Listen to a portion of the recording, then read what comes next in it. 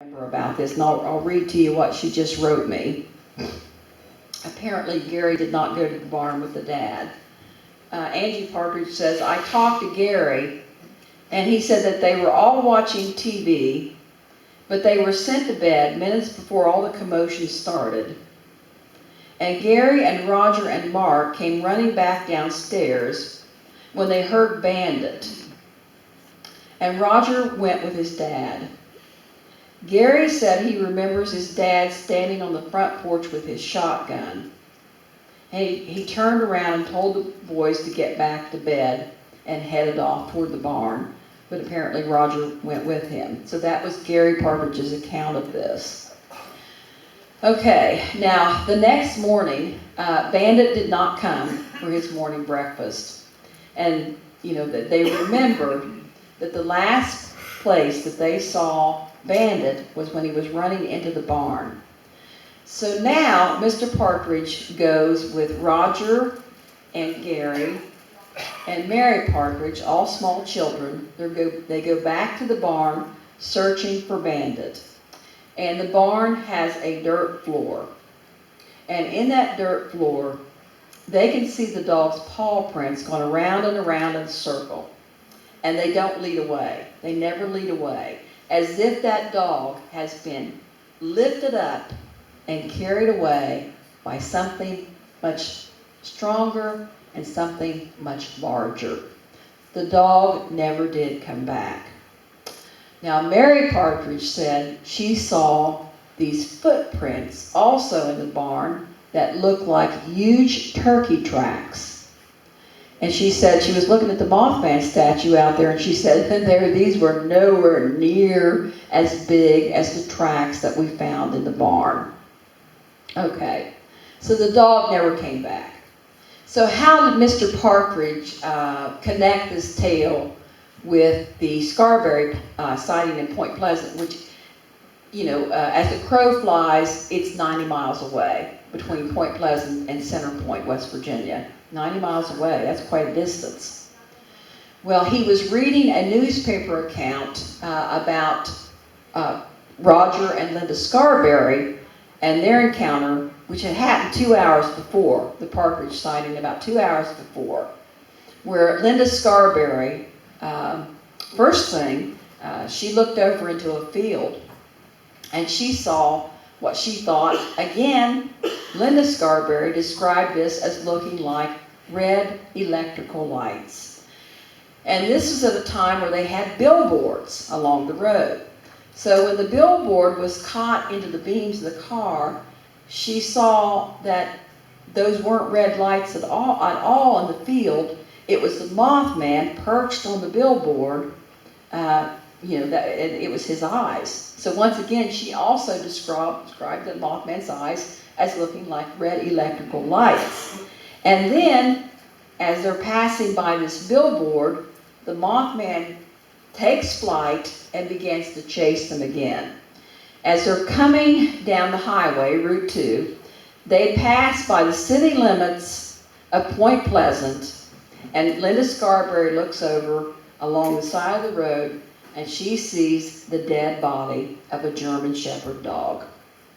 So finally, they get to the police station in Point Pleasant, and they had described earlier when the Mothman was over top the car, his wings, as he was flapping his wings were so huge they hit the side doors of the car. I forgot to go into a description. I'm sure most of you know the description of the Mothman as being 6.5 to 7 feet tall, with a wingspan, I think they said about 8 to 10 feet. Anyway, the wings were so huge they were banging on the side of the car. And apparently, Roger Scarberry was very particular about his car. So when they get to the police station in Point Pleasant, Linda Scarberry, they give their account of what's happened at the TNT plant, and she makes her famous drawing. I think it was Linda that drew it, the famous drawing of the Mothman. Then the police go outside and they inspect the car, and there are huge scratches in the side doors of the car. And as I said before, Roger Scarborough was very particular about his car, and he would have noticed scratches on it before. But it was that account in the newspaper that Merle Partridge read where he made the connection between the stories. And of course there was a connection. Now, what I'm about to tell you are things that have never been published. They were told to me by Merle Partridge. I don't know how many years ago, maybe 6, 7 years ago here at the festival. He said after that encounter with the red eyes in the barn, or the Mothman, his life turned to strangeness, very similar to Woodrow Derenberger. Very odd things began to follow him around. Odd things happened. He was a truck driver, for one thing. He said he was a truck driver, and he was driving home late one night, and he got very tired, and he decided to pull off along the road and sleep in the cab of the truck. And he said when he woke up, his body was completely covered in cobwebs all over his body. Then, the following spring, something else happened to Merle Partridge.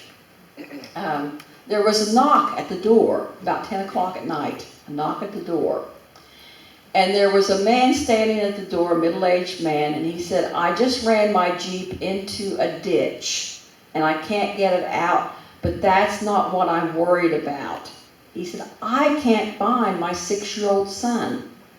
He said he was driving down this country road by Center Point when this huge thing flew over his Jeep. The wing went over the windshield of the car, and he ran into the ditch. He didn't really know what it was. It was something that covered the windshield of the car, but it flew over the car.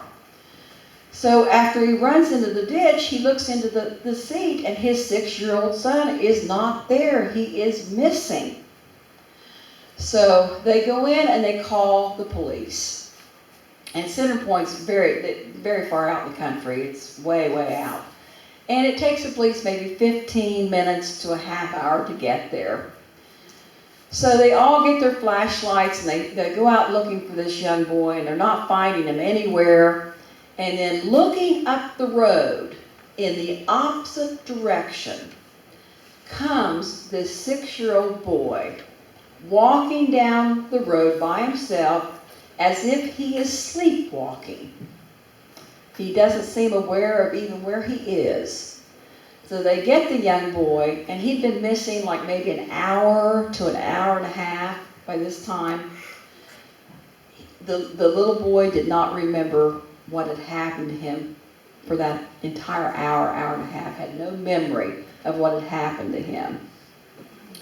Mr. Partridge said only a few years ago, he was home, and there was there's always a knock on the door, right? There was another knock on the door, and there stood a middle-aged man, about 40 years old, and he said, I bet you don't remember me. He said, I'm that little boy that was lost that night.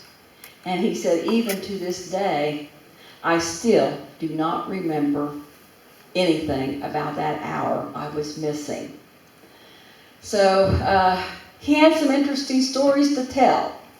Now, if we go into also, I'll finish up with the Men in Black, and then you can kind of ask me some questions. Oh, let me tell you about, there's a couple other things too.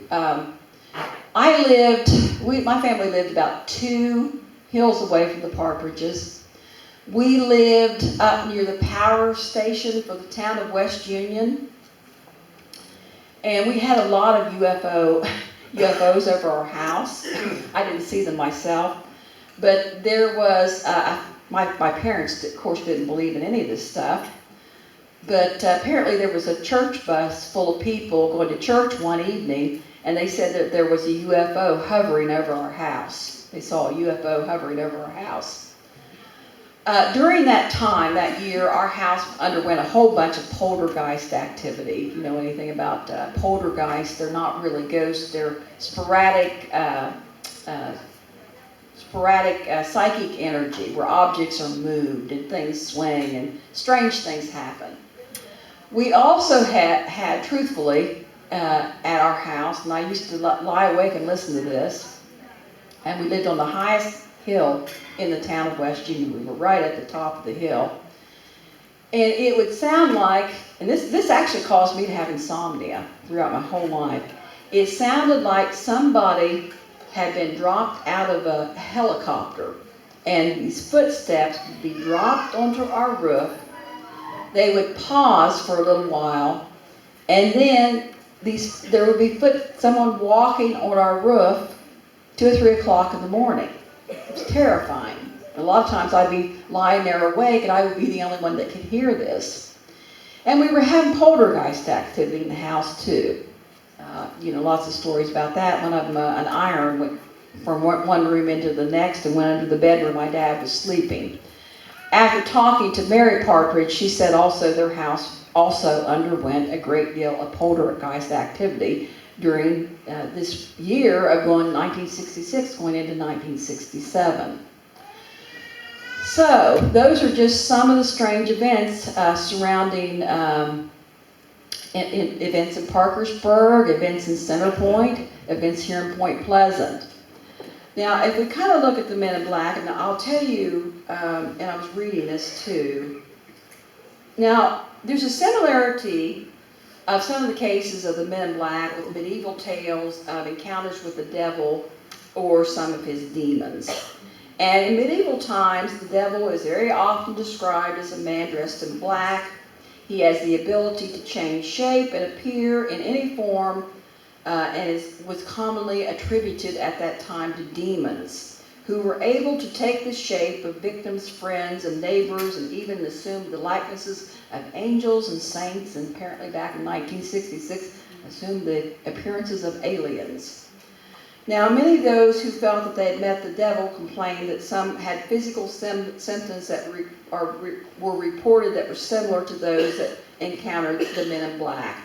And one of the primary ones were migraine headaches. Do you know anything about that? Remember during the movie where Gordon Smallwood is having these horrible, horrible migraine headaches? He's being tested. Well, that is absolutely true. I know for a fact, I know Woodrow Derenberger's daughter, Tanya, she's got MS. She has horrible migraine headaches. Well, the following spring, after the Red Eyes in the Barn in Doddridge County, my friend Jeannie and I were up playing on the hillside where we suddenly spied these two men dressed entirely in black. They did not look like what is pictured as the Men in Black now, which is like the Blues Brothers, right, with the hat, the tie, and the dark shades. They did not look like that. They looked like they were wearing a black uniform. I don't remember any kind of a tie. They had a black shirt and black pants. The one man looked completely normal. He looked completely Caucasian. The other man, however, looked Asian. He looked Asian, but he had his hair dyed blonde, right? Had his hair dyed blonde. It was sort of long. And that might not be unusual now, that somebody might be dressed all in black and an Asian man with his hair dyed blonde, but that was very odd back in 1966. Now, my friend Jeannie and I, we also felt there was something sinister about these men as they were measuring the hillside. And they were very near the power plant of West Union. I mean, it was just right up on the hill, and they're measuring the hillside. Later, some people go up onto the hillside and they find a circular impression, I think it's like 25 feet across. I forgot about that. We didn't understand what it was. When you don't understand what something is, you kind of file it away, don't you? I had gotten a book by Rosemary Ellen Guiley, and I began to read about these Men in Black, and all of a sudden, I remembered this encounter that Jeannie and I had, and she was living in Savannah, Georgia. Now, she's living in Savannah, Georgia, and she remembered all of it as well. She and I have both suffered from migraine headaches all of my life. She came to visit a week ago, and she has bruises all over her hands, her arms, bloody bruises from taking so much aspirin for headaches that you can see the blood underneath her skin, the bleeding from all the aspirin she takes. So the part in the Mothman Prophecies movies about the guy with the headaches, very true. Okay. Let's see, I'll finish up. I maybe had, all right. Now, in Central and Southern Europe, during the Middle Ages, there existed a fear of black-clad beings who lingered at crossroads and wandered the countryside performing acts of vampirism on humans and livestock. Now, in fairy lore, these human-appearing fairies will dress in black and they will cause mischief to people at the crossroads. These devious fairies were famous for hanging out at crossroads. Now, the men in black often have Asian features, and there's a long-standing myth of superior beings who live beneath the surface of the earth and occasionally send their agents to manipulate human affairs in Asia and Tibet. They have a long history of stories about the men in black. And to me, and also to some extent, Indrid Cold, the description is almost like Asian or part Native American, which I have something else interesting to talk to you about. And it's also, well, I guess they said John Keel did write about it a little. The Partridges were of Blackfoot Saponi heritage. I am of Lenape Shawnee heritage. Woodrow Derenberger was of Shawnee heritage. Many of these witnesses have Native American heritage. What does that mean? I don't know.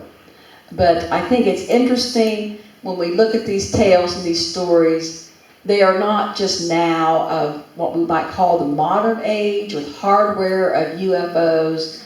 These stories go way, way, way, way back in human history. And it does seem that areas called Crossroads have something to do with that.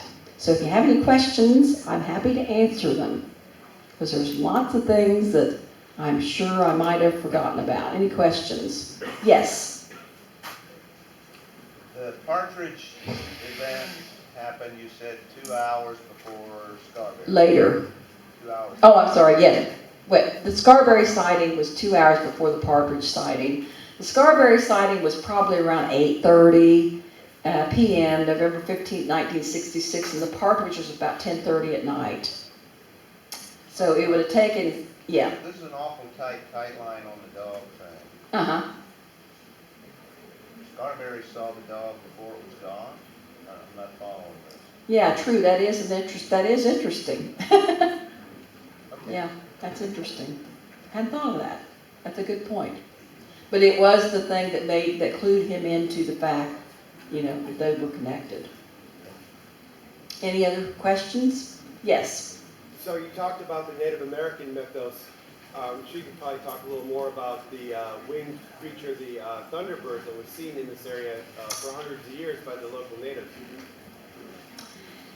Oh, I don't know. It could be. There's creatures very similar to the Mothman all over the world. In the 1980s, there was one in England called the Owlman. And in some ways, even the Jersey Devil has some similarities, to the Mothman. So it could be. But it does seem to be, there might be some genetic proponent to it. John Keel also, I believe, I think he finally came upon this idea that perhaps these things don't come from outer space, Indrid Cold or UFOs. They come from some other, maybe from, inside the earth or, some other dimension. That's the only way I could describe it. It's something that would slip through dimensions and, occasionally is seen. And why? when I did the movie Eyes of the Mothman, I think the director was hoping I could explain it, but I don't have any explanation for it. I'm not even sure I buy into the idea that it was a premonition or a portent of doom. Where it predicted the Silver Bridge collapse. I'm not so sure about that. Could be. Or even if Cornstalk had anything to do with it. The curse of Cornstalk. I do know that when I used to come to Point Pleasant, I would always have a headache here. I don't now this year, so. Any other questions? The one boy that was lost for the hour, did he ever think about or undergo any recessive, like hypnotism? No, not that I know of. He just visited Mr. Partridge for a short while, and he was about 40 years old at that time, so I guess that would have been about maybe 9 years ago. Might be interesting to see, yeah. Mm-hmm. Yeah. Right. So very strange, and I think the other part, it's interesting, and why would the Mothman have electrical eyes? Is it a solid thing? Is it a mechanical thing? Is it a projection of something? That's a possibility as well. Any other questions? Yes. Derenberger's encounter was at the intersection. I keep hearing it as the intersection of an interstate and another road. Yes, it's at the WVUP exit Parkersburg. It's called the Staunton Avenue exit. It's an exact crossroads. Overpass and underpass? Yes. Okay. Yes. Right. It's real new. It's close to West Virginia University, Parkersburg. It's called the Staunton Avenue. Yeah, and as he was coming around the bend, you can even see exactly where it was stopped. As you go around the bend, as you begin to go around the turn, as you see the sign, WVP exit, that's exactly where it was. Or at least where he claimed it was. Oh, there's another story before I go. And how many minutes do I have anyway? I have 5 minutes? Another story, too, that lends some credibility to Woodrow Derenberger. His niece told a story that when she was a small child,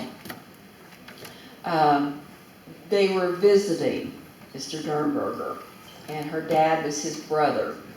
And again, he said he'd been off with the aliens, and he said, I'm going to prove it to you. He said, tonight, I want you to go outside at 6 o'clock, precisely 6 o'clock in the evening.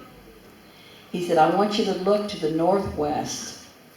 You're going to see a red light, and then you're going to see a green light, and then you're going to see a white light, and then it's going to disappear. And he said, that's going to be Indrid Cold. So that night, the brother went out at 6 p.m. He looked northwest, and there in the sky appeared the green light, and the red light, then the white light disappeared, exactly as Woodrow Derenberger said it was going to happen. So that lends some credibility as well. I know that John Keel basically was skeptical about the Indrid Cold part of the story, which makes you wonder why he made so much of it. It's a large part of the book, why I put it in there. But anyway, yeah, so there's many things that lend some credibility to Mr. Derenberger's tale. I will tell you the family say they believe something initially happened, but he embellished stories later to sell books, is what I was told. All right. I do have copies of the interview with Woodrow Derenberger back at my table from November 3rd, 1966. They're fascinating. You may want to go into the museum and look at the old tapes. Those are the original tapes. I gave those to John Keel when he appeared here. He did not even know they existed. I think he didn't believe me that they were genuine. They are definitely genuine. Thank you very much.